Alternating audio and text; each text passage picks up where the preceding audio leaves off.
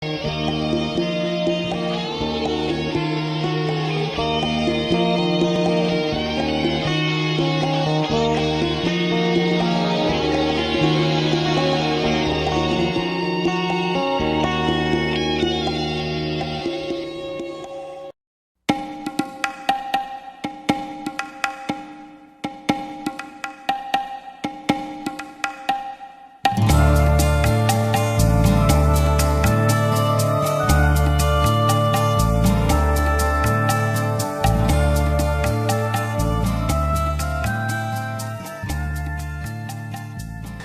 point I'm trying to get to is here that Northrop borrowed a bunch of money and bought TRW Space Systems, the #1 think tank on your planet. Who gave you the green light? I can't answer that. All I can say is that the easiest way for me to say what I'm saying is my association with 3 Nordic people in Douglas on the Apollo program. During World War II, Germany was taking extraterrestrial information and putting in production 12, 14 different extraterrestrial type vehicles. They're manufacturing them using slave labor. Almost 90% of that was taken out of Germany before the war even stopped.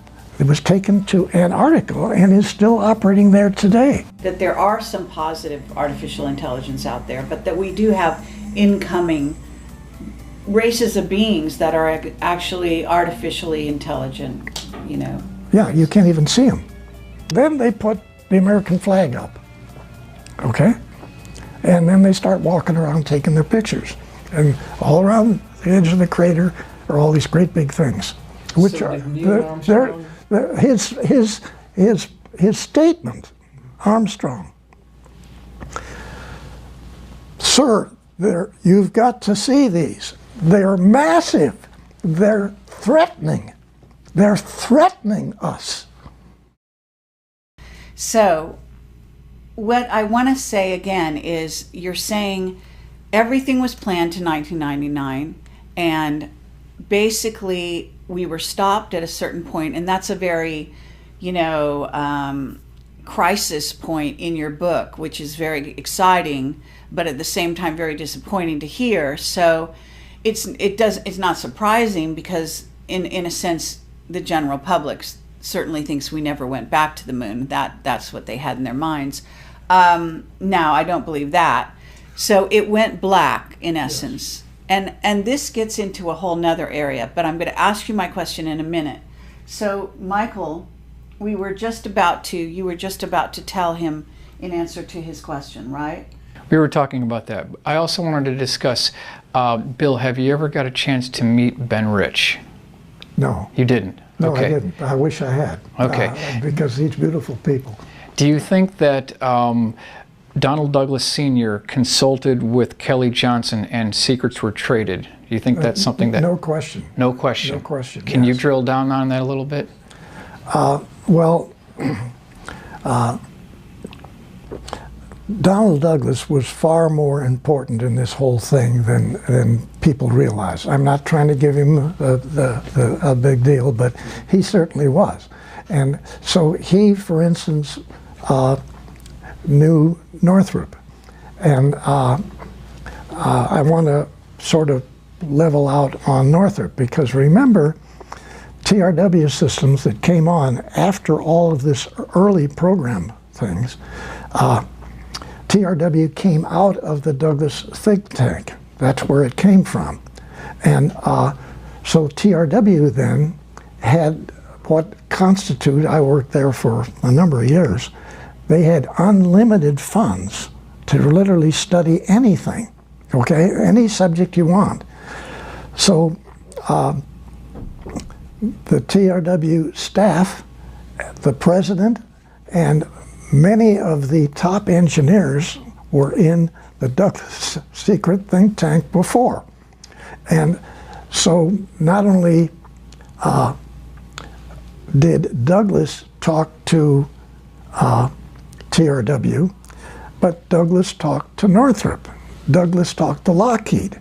These fellows were not exchanging information because they were competition with each other.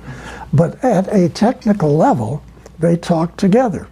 And they then, like the first package that I flew to Lockheed in the valley there, was the first paper that Lockheed had, which formed the think tank. And so collectively, the information was individual for each of the companies that we flew packages to, but there was also coordination between, like Douglas Senior and the top people at Lockheed. And it's not that they were trading information, but they were at the same level diplomatically, and they communicated. And so Ben Rich, what he said before he passed away, I think is extremely important, because he, in one statement, he came up with what the real situation was. And he's leaving that with, okay, it's you guys' next move. It's your next move. This is what he's telling you. It's there. You can leave it, you can back off, or you can participate. I think those words were unreal, truthfully. That's sort of a box of the whole situation. And those guys in the skunk works at Lockheed were right on, okay? Now, I did work for Lockheed 3 different times. One, I worked for Nav Space. I was working for Nav Space in a facility inside of Lockheed. I delivered documents to Lockheed, actually 4 times, and I worked for Lockheed 2 other times. I actually worked as a research wind tunnel model expert. Okay, so and that was the first time I actually worked for Lockheed. But I had delivered packages to Lockheed 10 years earlier, and so my participation with them was then different than my participation with Northrop, because I actually worked for Northrop for 2.5 years. And the point I'm trying to get to is here that Northrop borrowed a bunch of money and bought TRW Space Systems, the #1 think tank on your planet. Holy cats. I mean, this is wild. Northrop borrowed some money. They went to Virginia. They bought the U.S. Navy's shipbuilding company that builds aircraft carriers. The massive #1 facility on the planet that builds aircraft carriers. Now listen to this. What did they do that for? So they could take their engineers, crawl all over aircraft carriers, look at it, and figure out how to make a 790-foot aircraft carrier into a kilometer-long spacecraft carrier. What better tool could you buy? Wow. I think that when we address all of these things that the different people have done, it's mind-boggling. I mean, it really is. And you okay, well, what about Boeing? Okay, Boeing is also involved with building And Rockwell. Building spacecraft carriers. And Rockwell. And also what we call, you know, I'm gonna say something here, because I worked on a very short-term assignment for, I think it was Boeing, and I was working for the top guy, and they were gonna be designing these, I don't know if it's, you know, I'm not good with this stuff, but, you know, F-35 or whatever kind of plane. Yeah. And all of a sudden, they designed a Starship Enterprise, and they took the whole division, and like in 2 weeks' time or less, and you know that aerospace, they move very slow normally, at least in the public domain. They packed everything up and they shipped it all down to a location somewhere like Redondo Beach. I don't know where it was. Further south, like maybe even further south than Redondo Beach. And they took some of the employees, and I don't know about all, but I mean, it happened so quickly. But I was working for the top guy, so I know that that's what they went to build. Fabulous. So, ties right in. Perfect. Yes. yeah. So you're right on it, and you know, and it was exciting because they were excited to be packing up and going to do this exciting new project, and I almost wished I could go with them. Right. But of course, that wasn't my line of work. Yeah. But yeah, so I mean, it's fascinating what goes on. Now, what you're basically describing, though, is a secret space program that went secret, kind of like gradually in a certain way, because some of this stuff was out in the public domain, right? Yes, it was. Yes. And yet the secrecy became more and more dense over the years. And I know a lot of people are puzzled by that. So have you got an evaluation or a critique of how the secrecy got so tight? Is it the infiltration of the reptilians and the fact that you've got Nordics on one side, reptilians on the other, influencing the program? Well, that's one of the keys, yes. Yeah. And then you have the Dracos influencing the president of your country. So this... Okay, so are we talking Eisenhower, Truman, who are talking, all of them? Yeah, all of them. Really? All of them. Yeah. Okay? And all But with... I thought the president doesn't have any real power. Does he? He has some power. Much of this was kept secret from that level, okay? But MJ-12 is behind the scene, orchestrating a lot of this as well. And you're saying this guy Douglas is part of MJ-12 in the early days. Yeah. Right. So he's very instrumental. Yes, and actually for him to talk, two of the Navy admirals and two of the Army Air Force generals to put together the most advanced study group on the planet and put it into a secret tank inside of Douglas Engineering. I mean, yes, it separated several years later, but Douglas put this together himself based on the Los Angeles event. Right. I mean, this is staggering. Was Rand around during that time, or no, was that after? Rand came out of the think tank. Oh. Actually, there was this divorce that I talked about in the book. So you have TRW and Rand? Was it like that? Well, Rand, because of manufacturing taking over all control of Douglas and removing it from Douglas Sr., okay? They did. And so they didn't want any of this extraterrestrial stuff in their company. They wanted to make airplanes. I don't want them even here. So them finding out about this secret thing blew the whistle. So RAND was formed inside the secret think tank at Douglas. And then there was this big divorce. The divorce took place roughly 8 months before I went to work in 1951. Okay, so they divorced. They used this building right in Santa Monica as their headquarters. But then RAND went worldwide. And if you go down to San Diego and you go out to Point Loma so you can get a view of San Diego, you go up to the top there where the view is. As you went out there, on your left side, underground, that's all RAND. On the right side is nav space, underground on both sides. You're there looking at San Diego. Right over here is all of this massive RAND thing, and all the way back on this side, nav space. You don't realize what came out of the Douglas think tank. How many years is this? That's 70 years ago. I mean, this is crazy. Okay, but let's also talk about NASA a little bit. Okay.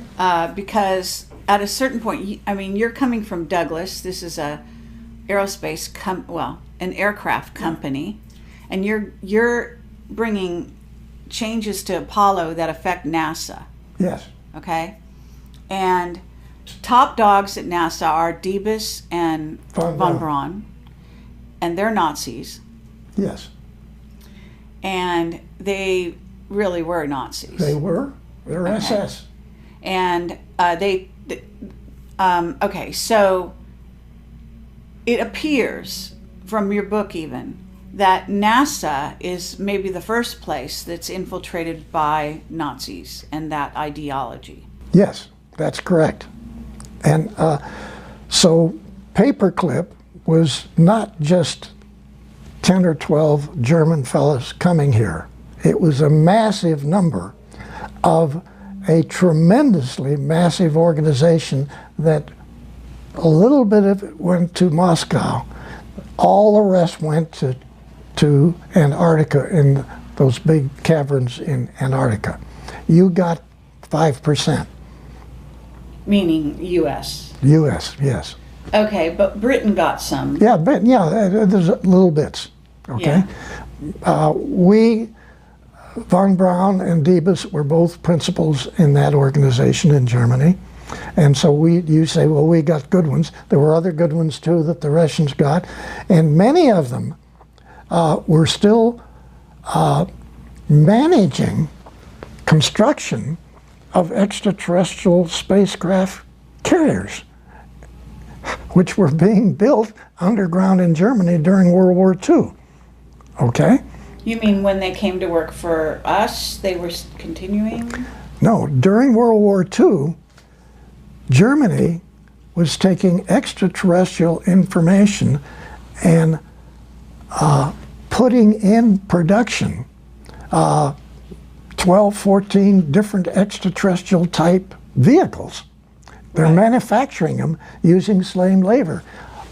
Almost 90% of that was taken out of Germany before the war even stopped. It was taken to Antarctica and is still operating there today. Right. New Berlin. Yeah. Yeah. Unbelievable. Right. Unbelievable. So is that why John Kerry went down to to Antarctica while we had a presidential election being held? Okay.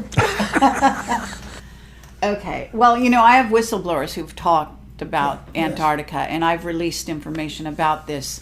Now, I'm not a whistleblower, okay? I am simply an individual You're who has sanctioned been by the military. That's a whole different ballgame. Okay. All right. You're coming from a completely different angle.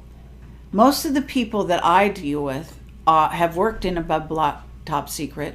Okay, I may even have worked with you or near you, but they have come out of the organization. Then they start talking, in some cases violating their security agreements. Okay, I don't know what that's all about, but I am just trying to put it aside. I understand, but this is a radical change for the military to be actually bringing one of their own forward in this way. And I wonder if your enthusiasm is it going to be catching? Are there going to be others like you? This is what we're hoping will take place. That's what I'm hoping will take place, because the public needs to know about this. The country needs to know about it. The planet needs to know about what has taken place. And we've been lied to. I say this over and over. We've all been lied to for a minimum of 6,000 years. Every country, every European country, every Asian country. Okay, but let's get into, and I apologize to you, but this is so important. Why do we need to know now? Because I get the feeling that you're actually coming forward at a critical time because of something coming. Okay, you could say that. I could say, in my opinion, I hope that this is going to take place. Okay, I'm hoping All that right. that this will benefit release of this subject. That's my hope. That's okay, but is, why are they choosing now? I mean, you were sitting around, you're really 93? Yes. So you were sitting around, I assume. I mean, you were a fantastically busy person building all these things and designing all these things, but at some point you must have sort of retired and been, less busy, yet less utilized by them. Okay.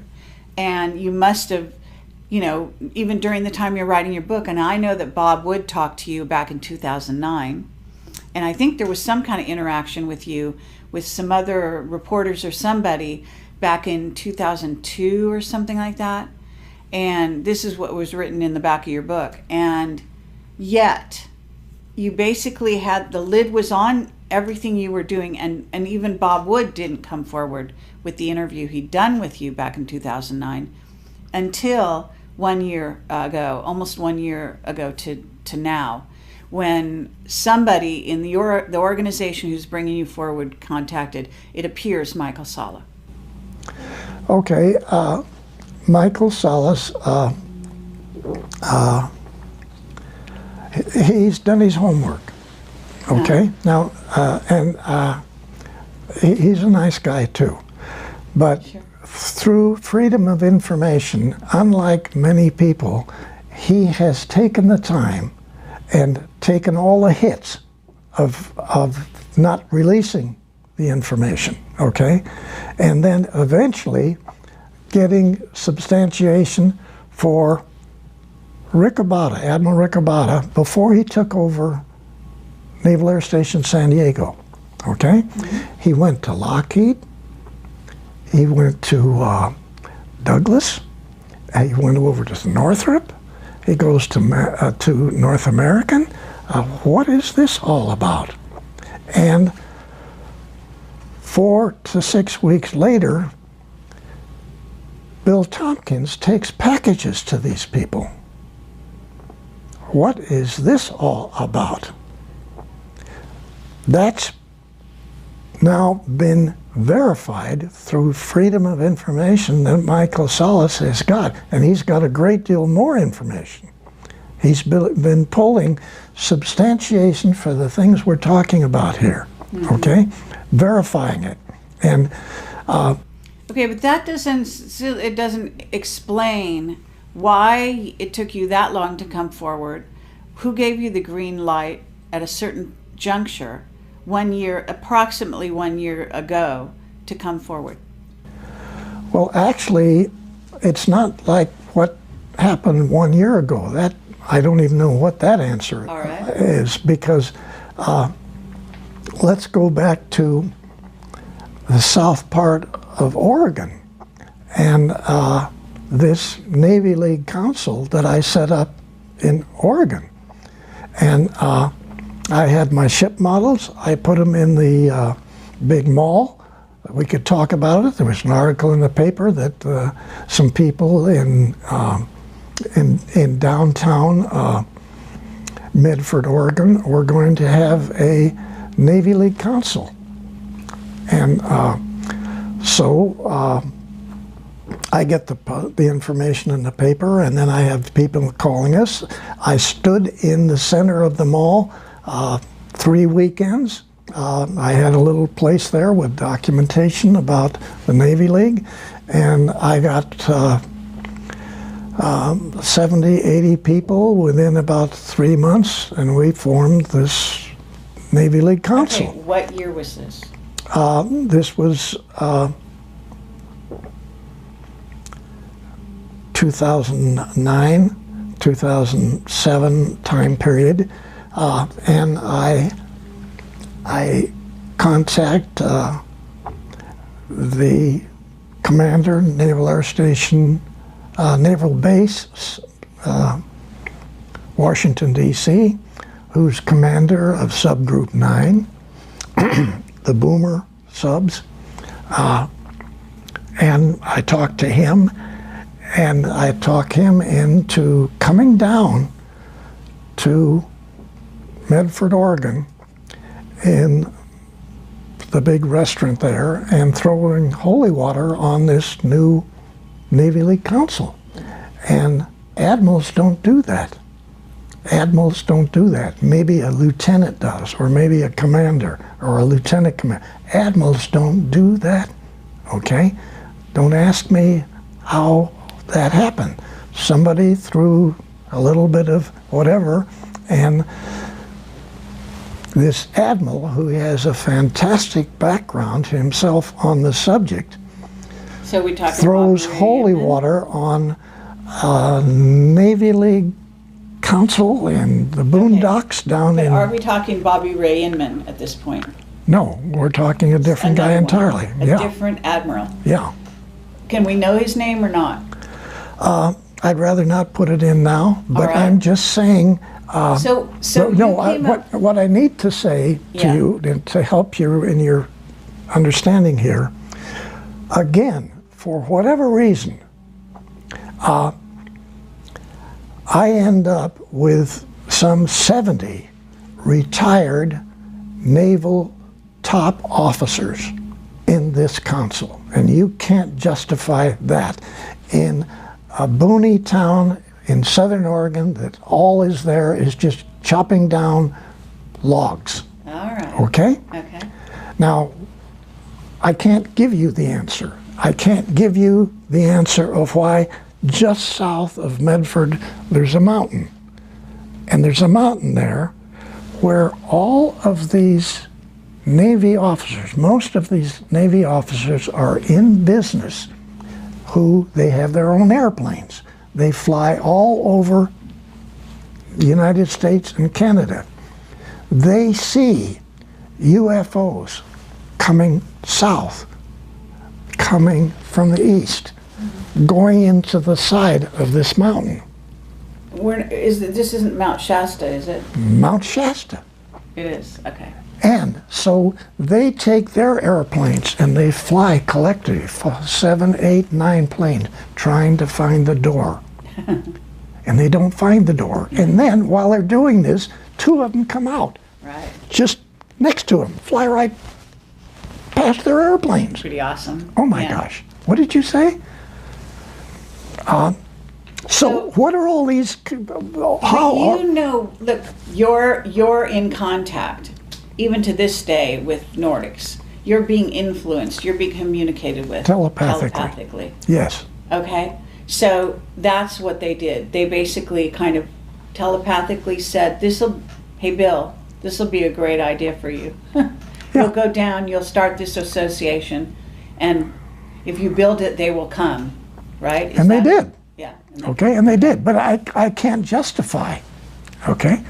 Why in the world would we have that many top off? One is at a Marine general. Yeah. We had 7 captains. Well, I can help a little bit with this because as a psychic, whatever you want to call it, I can say that I did go to Shasta, and I was communicated with by the Telos people, who had told me it was extremely sad story about how the reptilians had taken over Shasta, and that their whole civilization was at risk. So they perhaps were sending out the, signal, and this was in 2010. Mm-hmm. Okay. And so we're pretty close in dates here Yeah. as to when your thing happened. So you were kickstarting the whole operation. Right. Yeah. Okay. Yeah, and and that was very moving for me and very shocking, And it was evident also in the terrain. You could actually see there was a frequency fence of some kind that had been put up in that area that was actually killing the wildlife and Yes. the pine trees and everything. You could see everything was starting to die. Yeah. Which, But I have to say, it's really almost laughable that you have all these Navy officers. They're all in business, which requires them to have an airplane. They fly. They're talking back and forth between their airplanes. One guy's coming east, the other guy's north, and one comes out of the mountain here, another guy comes in on the other side, and then actually when 2 of them are flying together, They come right out and go between the two airplanes. I mean, and then you say there's no UFOs, okay? I mean, to me... well, I don't say there's no. I'm being facetious. Yeah, I know what you mean. We collectively say there's no such thing as I extraterrestrials. mean, it's, yes, of course, and that's back, back in the ABCs of this whole subject matter, but amazing stuff, really, it's just amazing, and so that does answer some of my question in that small way, of how this thing germinated to where we are now talking today. But Michael, I know this is jumping back a bit. That's okay. That's all right. I'm okay. Did you get your question answered about the moon? Yeah, I think so. I want to just kind of get back on that really quickly. Bill, when Neil Armstrong and Buzz Aldrin landed at Tranquility Base on July 20th of 1969, were they given foreknowledge of what they were going to find when they got there, or were they just flying blind and they saw? They sort of had foreknowledge. Let me tell you why. Okay, we talk about these. You've heard their comments about, oh my gosh, there are other crafts out here. This is before you get to the moon. They're flying from here to the moon, and so then they describe some of these. Okay, one or two of the very large or 2 kilometer long spacecraft carriers came in from one side of the Apollo control module. So the Apollo's coming here, this vehicle is coming in like it's going to go exactly into the vehicle, our vehicle. And of course it makes the turn, and you essentially get the feeling you're being given the finger, okay? So you go on, you make your rotation around, you get all set up and to land. And so as you're landing from down behind the crater, these vehicles come up and park. Okay? Some of the guys come out and they stand there underneath on the edge of the crater. So we got 2 guys here and another guy still going around the planet up there, which he has to get back into. And they're doing their thing. Well, again, they didn't put the flag up first. They put up a Freemason flag, and then they got this great Freemason plaque, which they put down, and the Freemasons take over the moon, right? Okay, that's what the plaque is for. With these reptilians watching. Yeah. And so now then they put the American flag up. Okay, and then they start walking around taking their pictures, and all around the edge of the crater are all these great big things, which so are his statement. Armstrong, sir, you've got to see these. They're massive. They're threatening. They're threatening us. Wow. Did Neil Armstrong take motion picture film footage of these vehicles? Yes. He did? Yeah. Okay. And what do you think was the talk inside the command module when they redocked with Michael Collins? What do you think Buzz and Neil told Michael Collins? What was that discussion about? Oh my God! Yeah. First of all, okay, really, because this is totally. Now, remember, we had sent up vehicles with cameras on them to go around the moon to try to figure out, all of the requirements, not only for the selection where the landing was going to be, but try to come up with some sort of a feel of what our situation was going to be when we got there, okay? So that's all been going on before.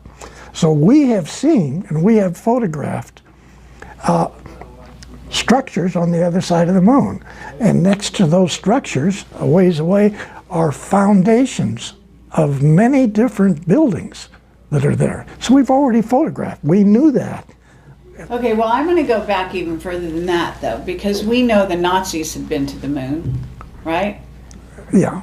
You admitted that, and not only that, but one of my witnesses, Mark Richards, is Captain Mark Richards from the Secret Space Program, from Space Command. He is a Navy, he was a Navy officer on the side of the Navy, and he was, I don't know if you've ever heard of one of the craft that he was famous for flying, which is called Minerva, which is an artificially intelligent craft. Vehicle that very few people can apparently even interact with, let alone drive. Yeah. So he's in prison in Northern California because he's, I guess, he's been framed for murder, and he's the enemy of the reptilians who are in office and Dracos. But he said that by the 60s and early 60s, we had a base on the moon, even though we'd been told no, we couldn't. Okay. And he said that's because Curtis LeMay wouldn't take no for an answer. Could be. I don't know. That sounds a lot. You don't know about that No, part. I don't know. Okay. But that could be possible. All right. Okay. And he read your book because I sent it to him, and he said it lines up with everything he knows. Okay. I'm sorry he's in prison.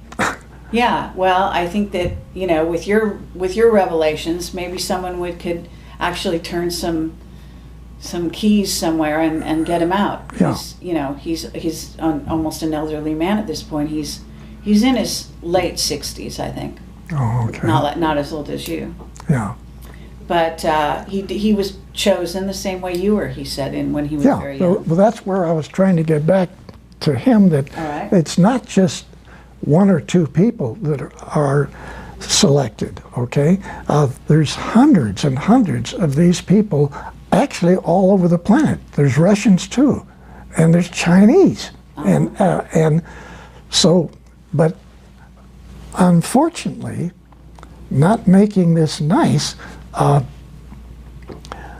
some are on their white hats, and we like them, but we've got a lot of people with black hats that are selected to implement whatever.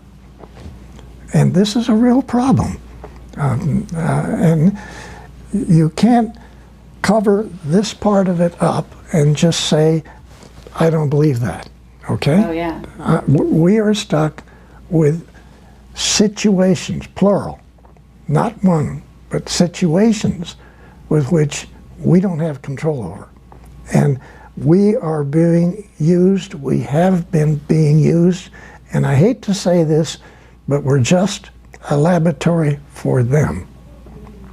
Stop and think, that's not your moon, this is not your planet, and they own the planet, and we are their lab. We're their laboratory, and they're Assocha's laboratories, other extraterrestrials coming in, doing their agenda. Yes. And this has been going on for eons, and we know about this, but I have to say, there is a reason for all of this, and I want to get to this idea that the Nordics are coming here. Mark said the same thing to me. Around the same time you're releasing this, he was saying to me, on my one-on-one interview with him in prison, I go to interview him in prison, I've done it 5 times now, and he said the Nordics want the humans to come up to speed militarily and in terms of consciousness, etc., so that they can join the fight against the reptilians and Dracos that are basically plundering the galaxies, taking over planets, etc. And you've said something very similar to that. Yeah, I have to agree with that. I'm just saying that this is our situation, and it's. And our military is very aware of this, and so what they've been doing is funneling what we call black project money, billions, into building this secret space program that's now practically what we call a rogue civilization. It's almost living so far in advance of the way we live in terms of technology and in terms of everything else. Okay, Adding to that, you have Solar Warden. People don't believe that we have Solar Warden, okay? I believe it, yeah. Okay, but it is 8 Navy space battle groups with destroyers, cruisers, other vehicles, support vehicles, transports, trucks, all kinds of stuff. They're operating off of Nordic bases, okay? Their families, their children live in Nordic facilities. They go to Nordic restaurants for food. Just like the 6 people in Lockheed, which are here, working, or they have their own facilities in an area in Burbank. Those 6 fellows have wives and children. They're in the public schools there. They go to restaurants and they nobody go. knows their And Nordics. the manager of that 6 group, they are. They have their own mission, which again is talking about this region of the galaxy, this arm, and so they could just as well have been on board the moon facilities, but they're local. And yes, once in a while they help the skunk works, but that's not their job. They're not contracted. And okay, he lives 3,700 comparable years, and so do the children, the wife. Okay,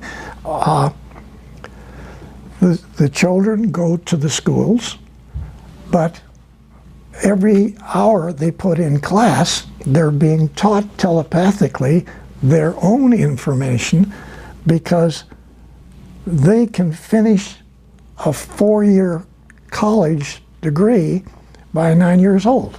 Mm-hmm. Okay, sure. And they're right here in Burbank.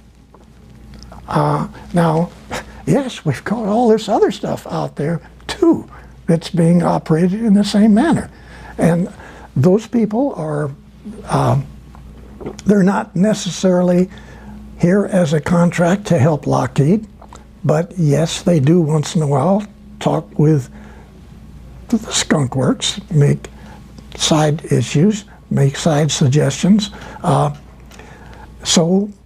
Okay, but what about you? Because you're 93 years old. Were you not offered to live 3,000 years, or did you?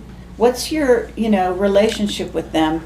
Are they just giving you upgrades so you lasted even this long, or are they gonna allow you to leave the earth and leave this body, this vehicle, and go back and join them? Okay, let's talk for a minute about extended life. Yeah. Okay, now extended life didn't start here in the United States last week. Okay, mm-hmm. Extended life was even implemented into the information that the Draco reptilian group educated some of the German people. So no doubt about it. Now, so again, you say, well, what's extended life? Extended life was heavily involved in the secret think tank inside of Douglas. Okay, another subject. But then at TRW, where I worked later on, it was a really big program. I mean, really big program with hundreds of people involved. Okay?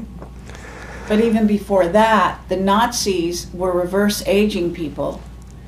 Yes. I have a witness about that, who actually said Werner von Braun was one of them. Okay, I've heard that. I don't know that. All right. Dr. Debus, all I got was he shaked his head. So I don't know that when that came up. Shaked his head no or yes? No.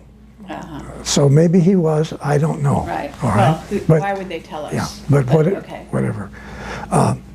And I spent a lot of time with that whole week with essentially the #1 guy managing NASA, okay? Right. Von Braun was supposedly the head of everything. Debus was the real head of everything. Okay. Okay, back to extended life. As it is sort of addressed today, what you do is you take an aspirin-sized pill, one every month for 4 months, okay? Or it could be an injection. Immediately you start feeling much better, okay? Immediately you start feeling much better.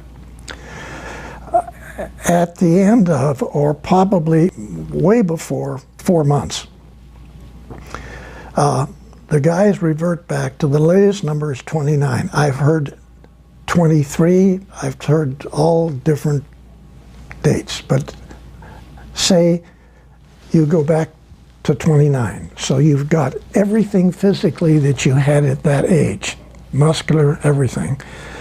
And the young ladies go back to 21, okay?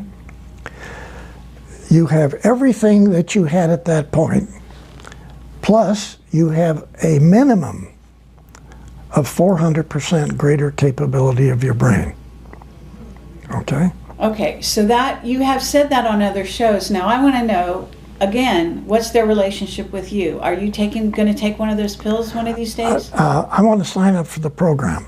You do? Yeah, I want to sign up with the program. I want my wife to sign up for Okay. it. I want my son to sign up. I want my daughter and their families to sign up, okay?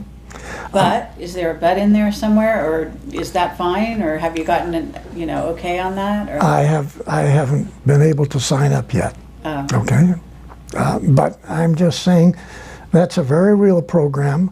It has accomplished both men and women to move partway back, not the full 400% of the mind, but like 350, okay?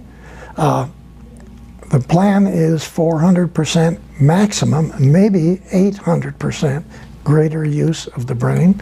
Obviously, what the Nordics are already using, okay? Because the Nordic guys and girls go to 3,400 years. Come on, comparable years. So this is, again, part of our problem here, because we're being taught by the reptilians lies. We're being taught incorrect information, even incorrect astronomy. Yes. Everything is incorrect. Yeah. This is insane. Okay, but one footnote. The Anunnaki that Zecharia Sitchin talked about, the Anunnaki are these reptilians, are they not, in most cases? Yeah. But there are some positive Anunnaki, are they not? Aren't there? In other words, that have started to change their ways, let's say. Yes, and we got these blue people too. They got a little hair on their legs, but they're nice people. Okay, they're helping. And they're very tall. yes. Yes. And but I've been in touch with them as well in Cool. India. wonderful. They're good people. Yeah. Wonderful. Yeah. But we're just talking about 2s and 3s here. We've got, documented 23 different types of extraterrestrials, most of them being good people, okay?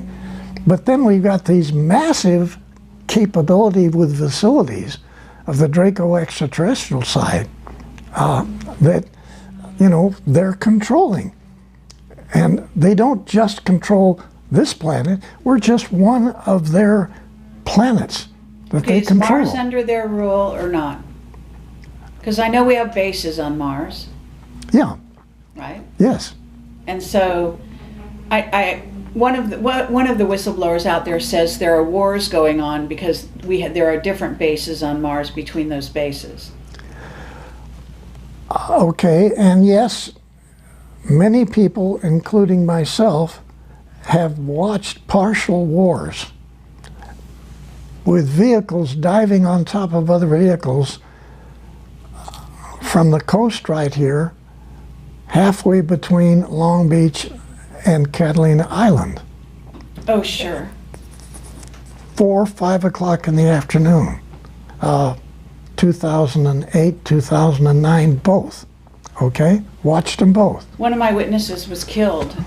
He was the guy who ran iPod.org. It's a website that was out there, and he had set up a camera on his balcony and filmed wars at night over the skies in LA and off the coast. Yeah, it's unbelievable. And eventually they killed him. Yeah. Now, of course, it's the Dracos or whoever that killed him, right? Yes. So let me just ask you, do you feel that you're psychic enough to look at someone and know if they're Draco or not, or reptilian and shapeshifted? I have said that I don't have that ability. I at times pick it up. Right. Okay? But I don't have that expertise. Okay. But I can, for some reason, I know that SOB that was right down the hallway right here when we came in could be a problem. Oh, wow. And I don't know why he was down the hall. We sort of were on the run to get in here because you wanted to get started. Sure. I saw him. Okay? That's great. And I don't know what that was. Yeah. No, He knew you were here. Yes. Oh, come on. We're so surveilled. It's crazy. Yeah. No. Well, I want to talk about AI as well. And I don't know if we're completely done with this reverse aging idea. Well, I think it's far enough to say that that's real. Yes. That within supposedly less than 24 months, that program is going to be available to some people. Now, if you have enough money and if you have enough facilities, maybe you can get on the list first. Okay? I don't know how that's going to work. Right. Well, there's also a spiritual component to all of this that we haven't really dealt with yet. But I also, I have so many questions, and I know that you probably have a few. So I want to give you some time. So at a certain point, we got to manage our time. Okay. So one last question in regard to this whole sort of scenario in, Draco, reptilians, etc. Mark Richards talks about the raptors as being a group of reptilians that went off planet after the dinosaurs. That when they said the dinosaurs went extinct, they didn't actually go extinct, but they're a certain group of them, from what I understand, went underground and stayed here, and then a certain group actually left the planet, and they're called the raptors. Have you ever heard about the raptors? I've only heard what you've just said. Okay, and that they have aligned themselves now with our Navy and Air Force. They're closest to the Air Force, and that they're working with us because their queen was basically told, in essence, that their trajectory of their race would be more positive if they align themselves with humans in a positive way instead of continuing to eat us. Okay, I guess I don't know that. I'm not familiar enough with it. But you do know that reptilians and Draco, the blood sacrifices, the whole Luciferian thing, the kids being killed and eaten. I mean, that humans have been eaten and taken off planet, et cetera, and used for slaves in other colonies, etc. I hate to say that, but that's far worse than what you've just said. It's far worse. Yes, far worse. Far worse, yeah. And that the whole blood situation is it's unbelievable, and right. I don't know how we say that to the public. I don't know how. Wait a minute, just a second. On that part of this whole subject, to me, if we get into that, and I know all about it, okay? All right. Far more than you know. Sure, all right? I'm sure. When we get into that, if we release it, 70–80% of everybody that listens to your program is going to say, you're smoking pot. I don't believe that, and I don't believe anything you people talk about on extraterrestrial. And it's going to kill what disclosure is trying to do. That's my opinion. But you know the pedophilia is starting to be exposed everywhere. You know that much is coming out. Oh, yeah. But you know the part that I don't want to talk about. I hear you. Okay? Yeah. Saying as much as you said right now is actually great. Okay. You know what I mean? Yes. Because you basically are, anyone who's hearing everything else you say is going to have to come to home with this. And if they want to know more, it's out there. It's more and more, it's out there. Yeah. Now, I'm not going to speak for Bob, but Bob Wood, Dr. Wood, who's worked with me on my book, okay? Yes. He's a genius. If we were in the conference room and we were talking and there was a big table there, he would have his fist like this and he would slam that table. I want every GD thing exposed. I want it all Good out. for him. That's lovely to hear. And I have to say, I'm having a hard time disagreeing with him, but Well, we can do another interview on that subject so that, you know, this one, it goes out, because I know you really want this information out. You want people to start to wake up, and we don't want to turn them off to any... we don't want, you just said degree. it, we don't want them to be turned off. We don't want them to not believe what's being said, okay? I know, but and this, yeah, it's... and some, we can get into it partially, but I'm saying, I personally don't want to be involved in doing what Bob wants to do. It's too heavy. I think it's going to really hurt getting more people to get involved in this subject. Okay, they're going to say that Bill Tompkins is smoking pot. I don't believe one damn word. I don't want to hear about any of this. Okay, Yeah. I don't want to hear about it. I understand. Let me say, because I have interviewed people about these subjects and dealt with this and Mark Richards is very open about it. Yeah. Interestingly, but he's in prison, and so they think he's got plausible deniability. Says no one's going to believe someone who's in prison. You know what I'm saying? Sure. So that's how they allow that to happen. But I do want to say my philosophy on this, which is humans are not protecting themselves. They're not protected. And so if you don't warn them, you're culpable. The next time somebody gets snatched and eaten or taken away, or their child, and I'm more concerned about the children, obviously, than anything else. That's you know. That's it. That's what. And so that's my statement. My statement is, I care about the children, and I want to protect the children. How can you protect a child? You must tell them. You must tell their parents what's happening, what's really going on this planet, and it's about time we humans are able to protect ourselves. There's a lot of New Agers out there who want nothing but to believe that there's ETs, definitely, but they're all hearts and flowers and good guys. Right. Yes. And this is such a dangerous thing to put out there, because again, you get humans that will not be able to protect themselves. That's and also not understand. Some people get the wrong idea about Camelot, but I'm actually in favor of the military. I know it sounds crazy, but I actually understand that we have a lot of military that are putting their lives on the line. Yes. In a daily basis to protect humans that have absolutely no idea that they're in danger. You're right. Absolutely. I agree. And that's got to change. Yeah, it's got to change. Yeah. So, I realize that people have no idea what a brave man you are. Oh.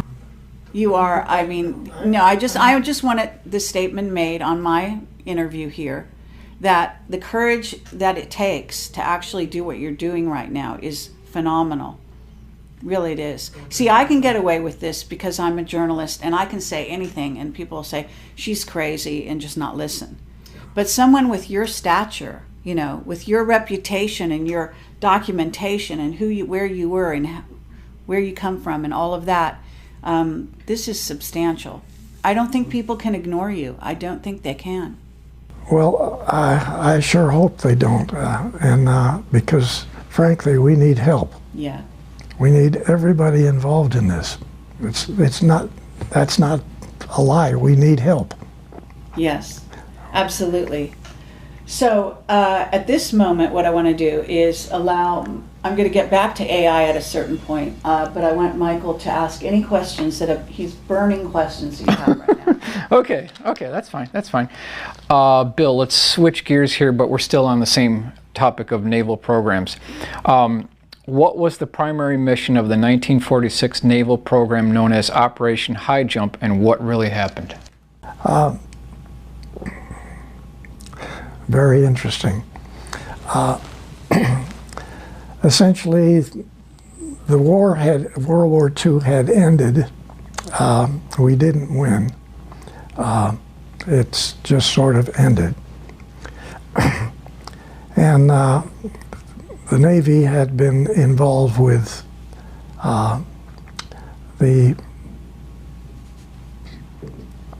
German facilities in Antarctica and the Draco reptilian facilities in caverns in the Antarctica. And this program was well accepted. And then when Paperclip took place, this is where many of the German elite technical people left Germany and went to their facilities in Antarctica. Some of them went to Russia, some went to England, and a large number of them, von Braun and Dr. Debus and their people, came to the United States. So there's an admiral called Admiral Nimitz, and he got with another Navy admiral, and they formed the largest U.S. Navy battle group that we had ever had, with the number of ships and the number of facilities, personnel. There was over 400 airplanes involved.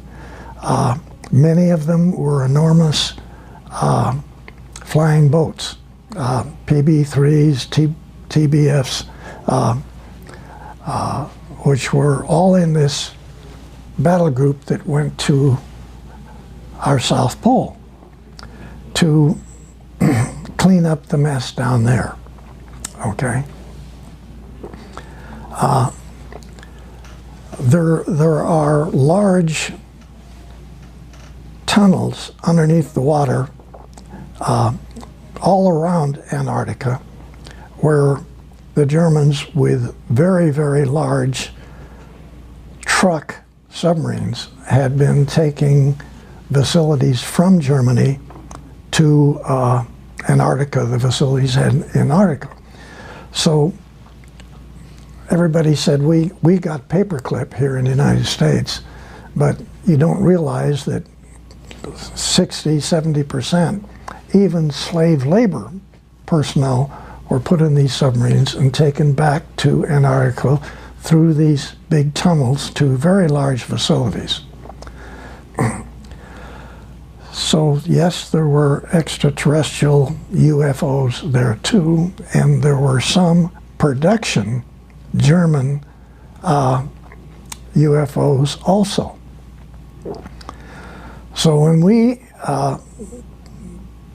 got within what you would call battle range of Antarctica, we had already flown half of our aircraft to the other side of Antarctica with the facilities to enter the mainland from the other side. We were going to come in from essentially the Pacific side. So UFOs came up out of the ocean at both sides.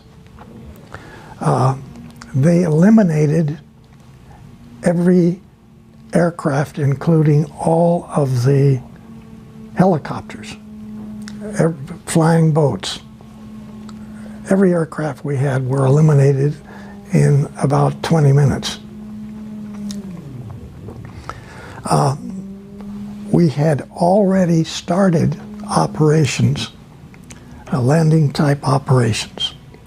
And those ships and all those personnel were sunk.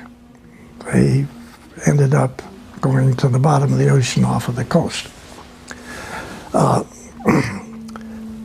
So Admiral Byrd and Admiral Nimitz, with the tail between their legs, took off back to the United States as fast as they could go, okay? And never went back. A little bit like going to the moon and never coming back, okay? So that mission obviously failed to do any damage because they were supposed to go out there, pick up a bunch of prisoners, bring them back, and then blow up all of the facilities with this massive U.S. Navy battle group. And we didn't do that. We came back and we're not going to do that again. I think that basically says what the mission was and what happened, okay? And essentially, you haven't gone back again since, and you probably never will. So you don't have the capability to fight the Draco reptilian technical capabilities. But there are people going there. Yes. There are military going there. Yes. And they have also a telescope there that's supposed to be specially stationed to look for the incoming of Planet X or Nibiru or whatever. Well, they have a facility there like you have, your Air Force has at the Offutt Air Force Base in Omaha, Nebraska. There's a picture, a drawing that I made in the front of the book where it shows the command center, which is not a command center. What it is, it's a receiving center for information in this part of the galaxy, right, for us. And then you have a separate command center that the Air Force has in that big mountain range.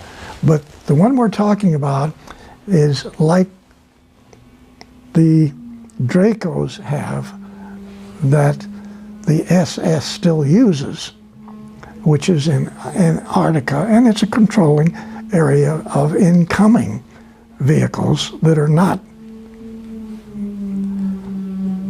German or primarily not reptilian Draco type facilities.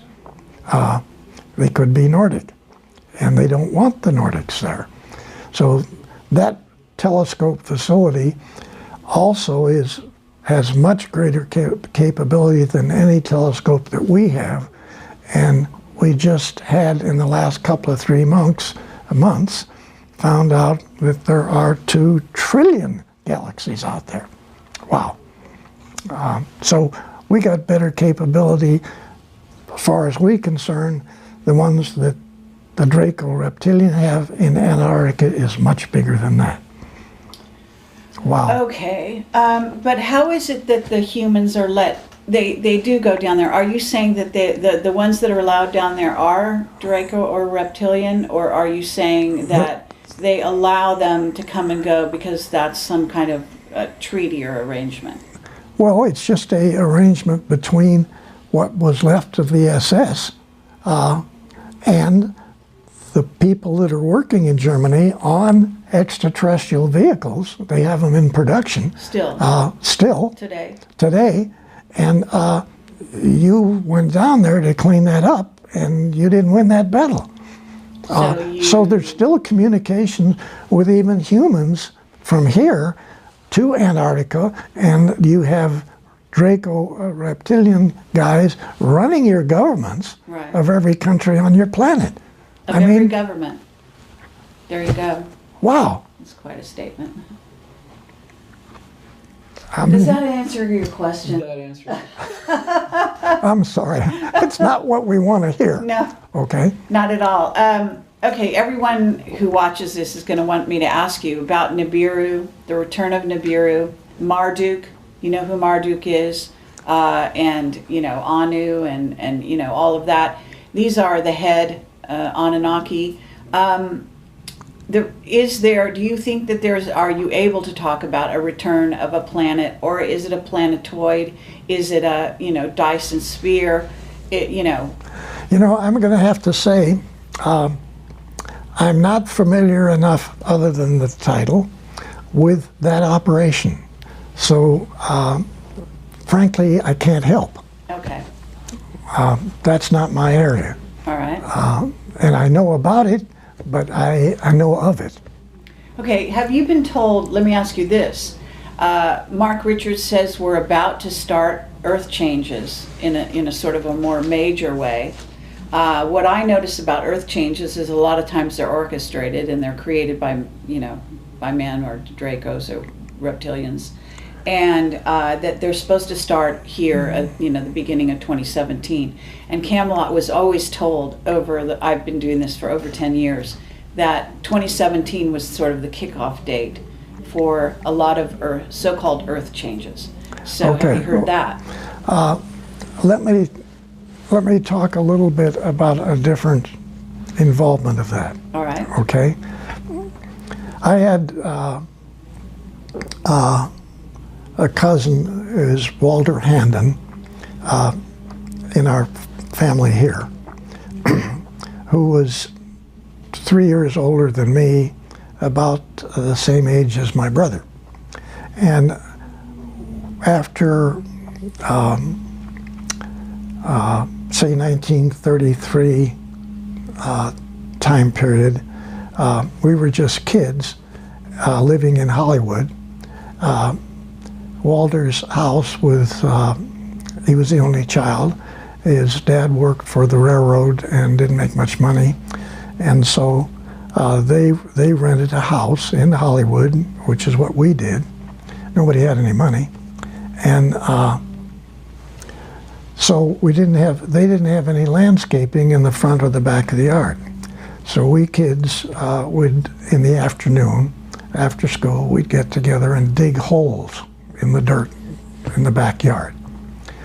And now you told this story on Walter Noasad's interview, right? Yes. So that's where you're going with this. So to save some time, can we cut to the chase a little further and ask people to watch Walter's to get more of this? But you can sketch it out, but don't go as in much detail as you did with Walter. Okay. So my cousin Walter became a geophysicist, astrophysicist, was later Dean of Texas M down in Houston. One of the 5 top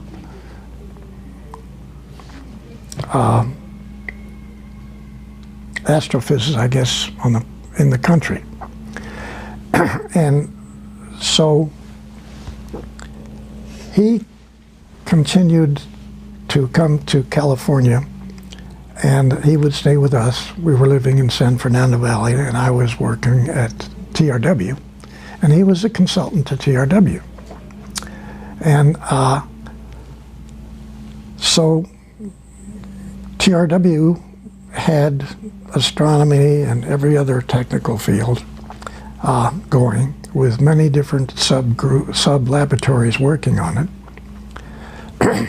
And so we were very, very aware of the problems geologically with planet Earth. And this gets into not just Noah's problem, where he had the flood and he took care of it quite well, but there had been 7 floods since Noah's flood, and one of those was really bad. But what takes place here, and it's a little hard to visualize, way back, the planet only had one continent. And as we know, those continents Well, the planet was trying to fix its uneven rotation. So the planet separated into different continents. So what's taking place since then, on every so many years since that took place, two major things take place. Well, three, I'm sorry. One is that every so many years, the planet has literally dozens and dozens of volcanoes all running at the same time from Alaska down the Pacific coast to the Pacific coast of South America. They're Ring of Fire, what's called. And they have these continuous volcanoes all going. Fouls up the atmosphere on the planet to where a lot of people don't make it. A lot of fish don't make it. Now, then separately, we have this situation where we have earthquakes. Some of these are really bad. Then the third thing is the real problem. Today, as we're talking, the Pacific plate is climbing up on top of the American plate, which would be United States, and it's getting ready to push it down into the magma. And the same thing will happen in South America too. It'll climb up over South America and push the Andes and everything on down into the magma. So not too many people live through these kinds of events. So essentially, planet Earth is not a really choice place to live from the geology standpoint. We know that there are hundreds of million galaxies out there. We know that there's millions and millions of stars in our own galaxy, and that there are millions and millions of other planets which are at supposedly the right location out from the star, not too close in, not too far out, rotating, which produce unbelievably 2 and 3 and 4 times the size of Earth, total Eutippides, unbelievable planets, unbelievable atmosphere, gorgeous places to live, okay? So when the people in the secret think tank inside of Douglas were doing their studies, they came up with a thrust to review the geology of the planet, confirm the situations with the support of the Nordics of moving people off of the planet to other stars, planets that the Nordics are very, very aware of, and live their utopian lives. Okay? So when you look on page so-and-so in that book that I wrote, Selected by Extraterrestrials, you're going to see a detailed drawing of a 17-kilometer long space transport, which came out of one of the many designs of extraterrestrial type vehicles for the U.S. Navy. Okay?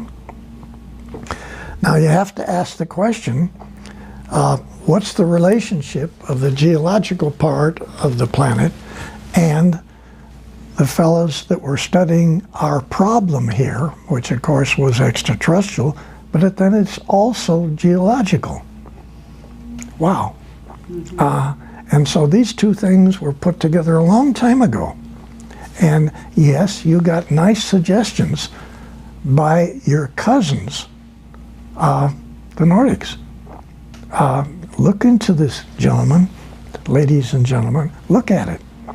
Take a real good look at where you live, and what is the next date for either one of the three problems to hit us again? Okay. Oh my goodness. What is it? We're overdue. We're overdue for that day. unquote.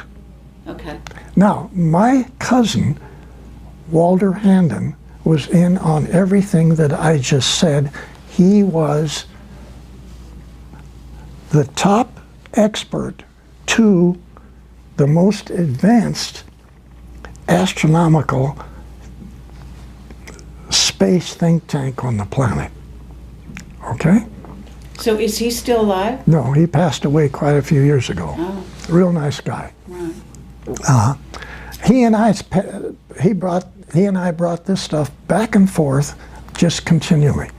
And for him to be consultant of the company that I'm working for, you know, that was really beautiful for me. Well, may I ask why, like, can the Nordics help somebody like that before they die, or is that a choice? I Or think, are you sure he died and didn't just go to another planet? okay, there again, a lot of people don't believe that they have many lives, okay? Some have more than others. Oh, okay? yeah, absolutely. I But believe we it. don't just die here and that's it, Sure. okay? We've got a whole lot of other stuff we got to do, okay? And so TRW, again, in their programming on that particular subject, actually told John Walter almost the date that he was going to step out, Oh, okay. and told him which of 7 different previous lives he was going to relive. New versions of. Oh, uh-huh. And I thought that was kind of cool. Right. Now, I can't prove that. I'm only saying this is what he tells me. Well, it makes And, sense. and I'm saying that I personally, my wife and I, our family believes that, you know, this is only part-time here. You got a real job out there. Sure. And so there's got to be that relationship, yes. Absolutely. Okay. Very In good. fact, you're going to have a lot of fun in another one of yours. I know that. You do? Really, you're going to have a ball. Okay. So what I want to say here is about artificial intelligence. Because when I dealt with Mark, we know the reptilian and the Draco threat and all of that. Yes. And other ET races as well, of which there are many that are still, you know, negatively, what I would call negatively based. And maybe as big a threat as they are. The chromaton comes to mind, the dragon moss, and there's also some other very diabolical creatures that even the Draco and the reptilians fear, Yes, from what I hear. yes, that's correct. Okay. Absolutely. All right. And what about artificial intelligence? Isn't that a threat? I mean, I was told by Mark that there are some positive artificial intelligence out there, but that we do have incoming races of beings that are actually artificially intelligent, you know. Yeah, you can't even see them. There are some invisible ones, yes, he Yeah, said that. you can't even see them. Intelligence. So you've dealt with this? Yes, Yeah? no question. And maybe not 1 or 2, maybe like thousands. Oh, really? Okay, with agendas. Yes. And unfortunately, again, both pro and con. Right. White hats and black hats. Yes. And some of them are essentially supporting Draco reptilian type of missions, Sure. and some of them are helping Nordic and the blue people. Okay, the blue guys are really good people, really. Yeah, they're got that. Okay. Yes, I agree with that. So, you know. Wait a minute.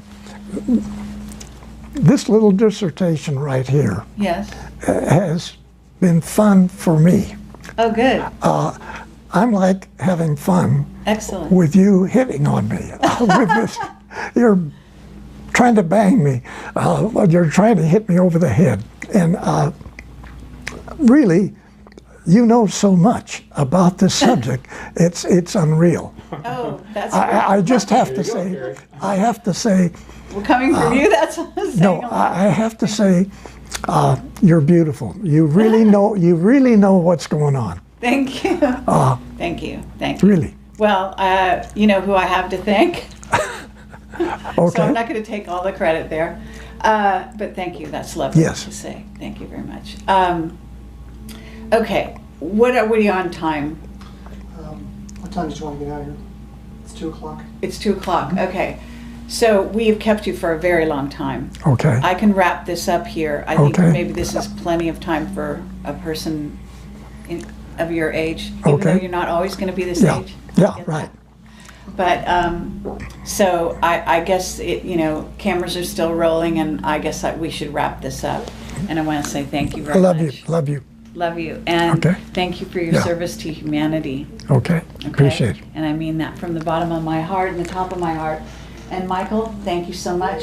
Yeah. I Thank know you, you've been Michael. a bit slighted, but your presence Yeah. has been very welcome. Thank you. And we'll try to do this again sometime Okay. if you're willing. Yeah. Okay. Well, you did a No, lovely job. I was having fun. Come on.